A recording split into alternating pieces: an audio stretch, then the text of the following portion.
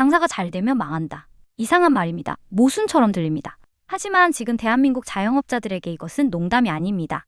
가게를 열면 적자, 장사를 하면 빚, 성실하게 버티면 연체. 2024년 말 숫자 하나가 경고등을 켰습니다. 개인 사업자 연체율 0.98%, 통계 작성 이후 최고치. 1%도 안 되는 수치라고요? 천만의 말씀입니다. 이것은 비율이 아닙니다. 무너지는 속도입니다. 성실한 사람들이 가장 먼저 쓰러지는 나라, 우리는 지금 그런 곳에 살고 있습니다. 2024년 12월 한국은행과 금융감독원이 발표한 자료, 개인 사업자 대출 연체율 0.98%, 전년 동기 대비 0.16%포인트 상승, 역대 최고 수준. 이 수치를 보고 별로 높지 않네라고 생각하셨다면 숫자의 의미를 놓치신 겁니다. 연체율이란 이미 갚지 못한 사람의 비율입니다. 버티고 있는 사람은 포함되지 않습니다. 아직 신용카드를 돌리고 있는 사람도, 마이너스 통장을 끝까지 긁어쓰고 있는 사람도 여기 포함되지 않습니다. 0.98%는 이미 무너진 사람들의 수치입니다. 그리고 그 뒤에는 무너지기 직전인 사람들이 훨씬 더 많이 대기하고 있습니다. 한국은행 관계자는 이렇게 말했습니다. 자영업자들의 수익성 악화가 지속되면서 부실 위험이 커지고 있다. 공식 석상에서 나온 말치고는 상당히 직설적인 표현입니다. 숫자는 조용히 말하지만 그 의미는 결코 조용하지 않습니다. 경고등이 켜졌습니다. 이제 누가 이 신호를 읽을 것인가의 문제만 남았습니다. 개인 사업자 연체율 0.98%, 1%도 안 되는 수치. 그럼 99%는 잘 갚고 있다는 거 아니야? 그렇게 생각하기 쉽습니다. 하지만 이 수치의 진짜 의미는 따로 있습니다.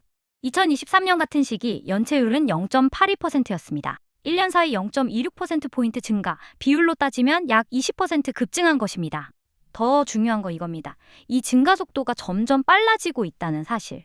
2022년에서 2023년 사이 증가폭은 0.09%포인트, 2023년에서 2024년 사이 증가폭은 0.16%포인트, 거의 2배 가까이 빨라졌습니다. 금융권에서는 이런 추세를 임계점 접근 신호라고 부릅니다. 갚지 못하는 사람들의 증가 속도가 기하급수적으로 빨라지고 있다는 뜻입니다. KB금융지주 경영연구소 보고서는 이렇게 경고합니다. 자영업자 부실이 금융권 전체로 확산될 위험이 있다. 0.98%는 단순한 비율이 아닙니다. 이것은 속도입니다. 무너지는 속도. 그리고 우리는 지금 그 속도가 점점 빨라지는 순간을 목격하고 있습니다. 2024년 개인 사업자 1인당 평균 대출액 약 1억 7천만 원. 전년 대비 소폭 감소했습니다. 대출 총액도 줄었습니다. 그럼 상황이 나아진 거 아니야? 아닙니다. 오히려 더 나빠졌습니다. 빚이 줄어든 이유를 봐야 합니다. 첫째, 신규 대출이 막혔습니다. 은행들이 자영업자 대출 심사를 강화했습니다. DSR 총부채 원리금 상환 비율 규제로 빌리고 싶어도 빌릴 수 없는 구조. 둘째, 폐업이 증가했습니다. 2024년 상반기 폐업 사업자 수 67만 명, 전년 동기 대비 8% 증가. 이들의 대출은 통계에서 사라졌습니다. 아예 시장에서 퇴출당한 것입니다. 셋째, 극한 절약입니다. 받아야 할 재료비도 미루고 자신의 인건비도 포기하면서 빚부터 갚은 사람들. 대출액이 줄었다는 것은 상황이 좋아졌다는 뜻이 아닙니다. 버틸 수 있는 사람만 남았다는 뜻입니다. 그런데도 연체율은 급등했습니다. 이것이 의미하는 건 명확합니다. 빚이 많아서 못 갚는 게 아닙니다. 버틸 힘 자체가 사라졌기 때문입니다. 현금 흐름이 끊겼습니다. 매출이 사라졌습니다. 수익이 마이너스가 됐습니다. 빚의 크기가 문제가 아니라 소득의 소멸이 문제입니다. 대출 잔액 1억이든 5천만 원이든 매출이 제로라면 갚을 수 없는 건 마찬가지입니다. 역설입니다. 빚은 줄었는데 연체는 늘었습니다. 이것은 회복이 아니라 붕괴의 신호입니다. 통계청 자료를 세밀하게 들여다보면 충격적인 패턴이 발견됩니다. 연매출 3천만 원 미만 영세 자영업자, 이들의 대출 연체율은 2.3%, 연매출 10억 원 이상 사업자는 0.28%, 무려 8배가 넘는 차이입니다. 월 매출 250만 원이 안 되는 가게, 하루 매출 8만 원 정도, 이 정도 매출로 무엇을 할 수 있을까요? 서울 골목상권 작은 음식점 기준으로 계산해 봅시다. 월 임대료 150만 원, 공과금 및 관리비 50만 원. 최소 인건비 본인 100만 원, 식자재 원가 100만 원, 합계 400만 원. 매출 250만 원으로 지출 400만 원을 감당해야 합니다. 매달 150만 원씩 적자. 대출금 5천만 원이 있다면 이자만 월 60만 원 정도? 적자는 210만 원으로 늘어납니다. 버틸 수 있을까요? 6개월이면 1260만 원 적자, 1년이면 2520만 원.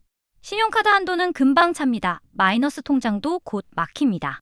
중소기업연구원 조사에 따르면 영세 자영업자의 평균 현금 보유액은 300만 원 수준입니다. 2개월을 버티지 못하는 금액입니다. 위기는 언제나 가장 작은 곳에서 시작됩니다. 그리고 지금 그 위기가 확산되고 있습니다. 연매출 3천만에서 5천만 원 구간 연체율도 1.8%로 작년 대비 큰 폭으로 상승했습니다. 무너지는 범위가 점점 넓어지고 있습니다. 서울 마포구의 한 카페, 2023년 오픈 젊은 창업자의 꿈이 담긴 공간. 월임대료 250만 원, 인테리어 대출 3천만 원, 운영자금 대출 2천만 원, 오픈 첫 달 매출 800만 원, 이 정도면 되겠다 싶었습니다. 6개월 뒤 매출 500만 원, 1년 뒤 매출 400만 원.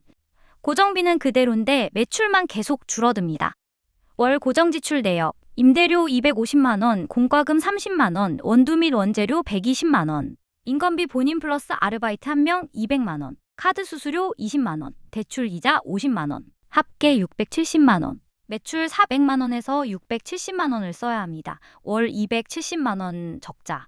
처음엔 부모님 지원으로 버텼습니다. 그 다음엔 신용카드 현금 서비스, 그 다음엔 이금융권 대출. 지금은 카드론 이자율 연 14%, 빌린 돈 1천만 원에 월 이자만 11만 원. 문을 닫아야 하나 매일 고민합니다.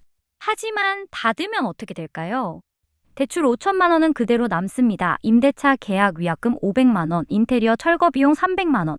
폐업하는데도 돈이 듭니다. 그래서 문을 엽니다. 손님이 없어도 문을 엽니다. 적자가 나도 문을 엽니다. 장사를 한다는 말조차 이제는 사치입니다. 남는 것은 빚뿐입니다. 소상공인연합회 조사 결과 이런 영업 중 폐업 대기 상태의 자영업자가 전체의 23%, 4명 중 1명은 이미 포기했지만 아직 문을 닫지 못하고 있습니다. 김씨 가명 48세는 7년째 치킨집을 운영합니다. 5년 전만 해도 괜찮았습니다. 하루 매출 60만에서 70만 원, 주말엔 100만 원도 넘었습니다. 지금은 평일 30만 원, 주말 50만 원, 반토막이 났습니다. 처음엔 은행 대출로 버텼습니다. 신용대출 3천만 원, 이자율 연 5%. 1년 뒤 대출 한도가 막혔습니다. 매출 감소로 신용등급이 떨어졌기 때문입니다. 그 다음은 저축은행 2천만 원 추가 대출, 이자율 연 9%. 6개월 뒤 여기도 막혔습니다. 그 다음은 카드론 1천만 원, 이자율 연 12%. 지금은 신용카드 현금 서비스, 한도 800만 원 중 750만 원 사용 중, 이자율 연 14%. 총 대출액 6,750만 원, 월 이자만 약 65만 원. 하루 매출 40만 원에서 월 이자 65만 원을 내야 합니다. 계산이 안 맞습니다. 아무리 해도 안 맞습니다. 그래서 또 빌립니다. 이자를 갚기 위해 빌립니다. 이것이 지금 자영업자들의 마지막 생존 방식입니다. 한국은행 자료에 따르면 자영업자 10명 중 3명이 다중채무자 상태입니다. 3곳 이상에서 빚을 진 사람, 빚으로 빚을 막는 사람. 금융연구원은 이를 부실의 악순환 구조라고 정의합니다. 한 번 들어가면 빠져나올 수 없는 구조. 김 씨는 말합니다. 이젠 빚을 갚으려고 가게를 하는 건지 가게를 하려고 빚을 내는 건지 모르겠어요. 돌려막기의 끝은 정해져 있습니다. 연체 그리고 신용불량. 2024년 11월 정부는 자영업자 채무 재조정 종합대책을 발표했습니다. 핵심은 배드뱅크, 못 갚는 빚을 국가가 사들여 이자를 깎아주거나 상환 기간을 연장하는 방식. 출범 6개월 만에 12만 명이 신청했습니다. 평균 채무 조정 금액은 1인당 4,800만 원, 이자율은 기존 8에서 12%에서 3에서 5%로 하락. 상환 기간은 최대 10년으로 연장. 살았다는 목소리가 나왔습니다. 하지만 동시에 다른 목소리도 나왔습니다. 저는 악착같이 갚았는데요. 성실하게 이자 내던 사람은 뭡니까? 도덕적 해이 아닙니까? 경제학자들도 의견이 갈립니다. 찬성 측은 말합니다. 구조적 위기에서 개인에게 책임을 묻는 건 부당하다. 팬데믹과 금리 인상은 개인이 통제할 수 없는 변수였다. 반대 측은 반박합니다. 구제금융은 또 다른 부실을 유발한다. 갚을 수 없는 사업자를 연명시키는 건 시장의 자정작용을 방해하는 것이다. 금융감독원 자료에 따르면 배드뱅크를 통해 채무 조정을 받은 사업자 중 6개월 이내 재연체율이 17%, 10명 중 2명은 다시 빚을 갚지 못합니다. 왜 그럴까요? 채무 조정은 빚을 줄여주지만 매출을 늘려주진 않기 때문입니다. 이자가 줄어도 매출이 제로라면 의미가 없습니다. 배드뱅크는 해법일까요? 아니면 시간 벌기일까요? 그리고 더 큰 질문이 남습니다. 성실하게 갚은 사람은 누구의 보호를 받았는가? 이 질문에 아직 답이 없습니다. 한국개발연구원 KDI은 2025년 1월 보고서에서 이렇게 말했습니다. 자영업 부문의 구조조정은 최소 2에서 3년 더 지속될 것으로 보인다. 한국은행도 비슷한 전망을 내놓았습니다. 내수 회복은 아직 본격화되지 않았다. 숫자가 이를 증명합니다.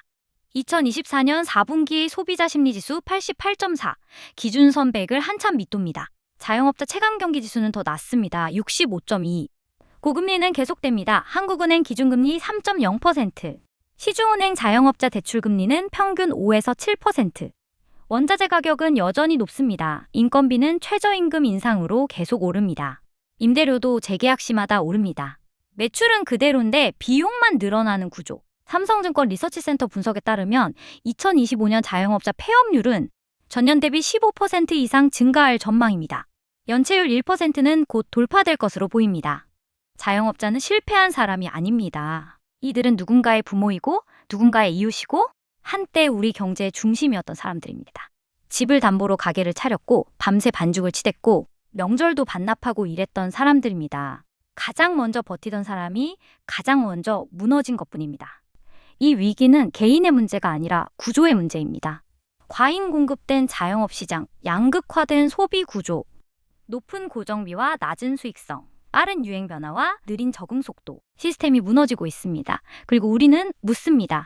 2025년은 자영업자의 해였습니다. 무너지는 해. 2026년은 누구의 해가 될까요? 중소기업 대출 연체율도 오르고 있습니다. 가계대출 연체율도 상승세입니다.